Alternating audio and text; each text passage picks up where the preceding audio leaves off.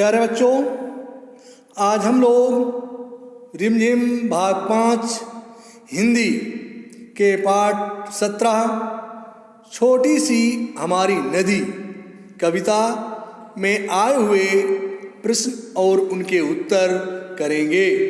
बच्चों, सबसे पहले हम छोटी सी हमारी नदी कविता का उद्देश्य क्या है इसके संबंध में जानकारी प्राप्त करेंगे।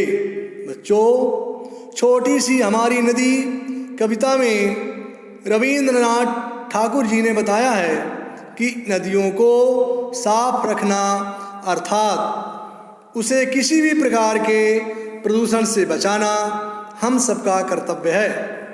उनमें रहने वाले जीव जंतुओं की रक्षा करना पर्यावरण को सुंदर बनाने जैसा है।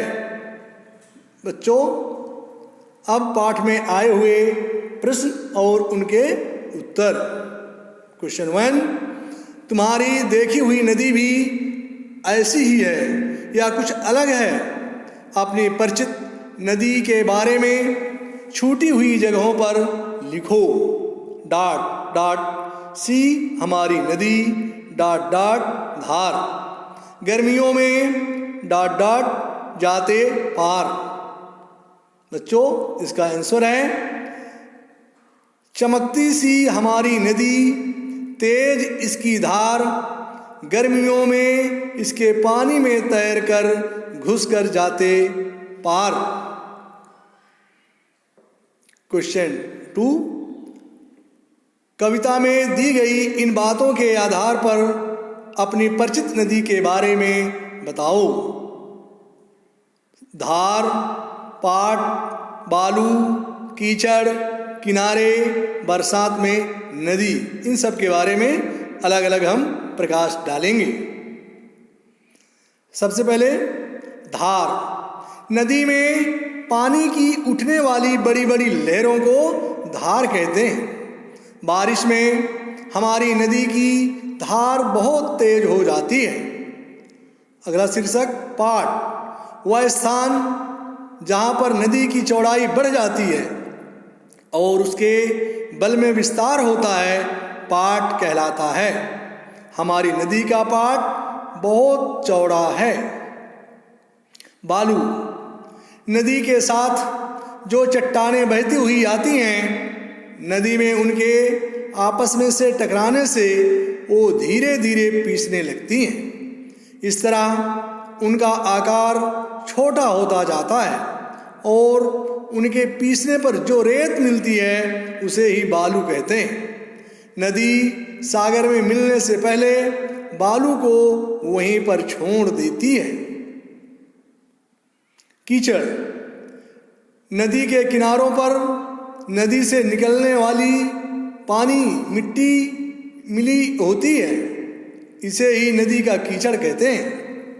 इस नदी के कीचड़ में जानवरों के खुरों और पक्षियों के पंजों के बड़े सुंदर निशान बने होते हैं। मैं अक्सर उन्हें देखने जाया करती हूँ। मेरे पैरों के निशान भी उसमें बनते हैं।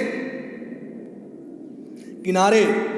नदी के दोनों ओर स्थित जमीन को नदी का किनारा कहते हैं। इन किनारे पर बैठकर नदी को देखना मुझे बहुत अच्छा लगता है। शाम के समय यहाँ का सौंदर्य देखने वाला होता है। बरसात में नदी। बच्चों, हमारी नदी का बहाव बरसात के दिनों में बहुत बढ़ जाता है। नदी अन्य महीनों की तुलना में अधिक चौड़ी और पानी से लबालब भर जाती है। क्वेश्चन 3, तुम्हारी परिचित नदी के किनारे क्या क्या होता है? आंसर, हमारी परिचित नदी के किनारे धोबी कपड़े धोते हैं, बच्चे और बड़े नहाते हैं। किनारों पर सब्जियां उगाई जाती हैं। कुछ मंदिर भी बने हैं जहां किनारों पर बैठकर पूजा पाठ भी होता है। क्वेश्चन 4, तुम जहाँ रहते हो उसके आसपास कौन कौन सी नदियाँ हैं? वे कहाँ से निकलती हैं और कहाँ तक जाती हैं? पता करो। उत्तर, हमारे आसपास यमुना नदी है या हिमालय से निकलती हैं और समुद्र में जा मिलती है। क्वेश्चन 1, इसी किताब में नदी का जिक्र और किस पाठ में हुआ है? नदी के बारे में क्या लिखा है? आंसर, इस किताब में नदी का जिक्र नदी का सफ़र पाठ में हुआ है, जिसमें नदी के उद्गम, प्रपात, मुहाने, गहरी घाटी, गति, उसकी सहायक नदियों आदि के बारे में बताया गया है। क्वेश्चन, क्या तुमने कभी मछली पकड़ी है? अपने अनुभव साथियों के साथ बांटो। उत्तर, हाँ, हम नदी के किनारे पर गए और हमने वहाँ मछलियाँ पकड़ी। मछली पकड़ना बहुत अच्छा लगता है। हमने वहाँ तरह तरह की मछलियाँ पकड़ी, परंतु वापस पानी में छोड़ दी क्योंकि उनको मारना हमें अच्छा नहीं लगा। क्वेश्चन, नदी में नहाने के तुम्हारे क्या अनुभव हैं? बताइए। आंसर, नदी में नहाने में बड़ा मज़ा आता है। शरीर में चुस्ती आती है, जोड़ खुल जाते हैं, जिससे ताजगी आ जाती है और थकान मिट जाती है। क्वेश्चन, क्या तुमने कभी मछली पकड़ी है? अपने अनुभव साथियों के साथ बांटो। हाँ, हम नदी के किनारे पर गए और हमने वहाँ मछलियाँ पकड़ी। मछली पकड़ना बहुत अच्छा लगता है। हमने वहाँ तरह तरह की मछलियाँ पकड़ी, परंतु वापस पानी में छोड़ दी क्योंकि उनको मारना हमें अच्छा नहीं लगा। क्वेश्चन, नदी की टेढ़ी मेढ़ी धार। आंसर, यह सांप की तरह लगती है। क्वेश्चन, किचपिच किचपिच करती मैना। आंसर, यह एक छोटी सी चिड़िया जैसी लगती है। क्वेश्चन, उछल उछल के नदी में नहाते कच्चे बच्चे। आंसर, मेंढकों जैसे लगते हैं। क्वेश्चन, तेज गति, शोर, मोहल्ला, धूप, किनारा, घना। ऊपर लिखे शब्दों के लिए कविता में कुछ खास शब्दों का इस्तेमाल किया गया है। उन शब्दों को नीचे दिए अक्षर जाल में ढूंढो।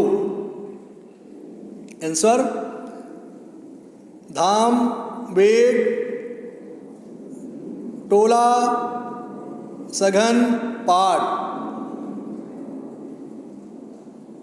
तेज गति, वेग, शोर, रोला, मोहल्ला, टोला, धूप, धाम, किनारा, पाठ, घना, सघन। ये बच्चों आपके उत्तर हैं। बच्चों, अब आपके लिए आज का रचनात्मक कार्य, कोई एक छोटी सी कविता लिखो। बच्चों, ये वीडियो आपको कैसी लगी? आप वीडियो को लाइक और चैनल को सब्सक्राइब अवश्य करें। आप सभी को बहुत बहुत धन्यवाद।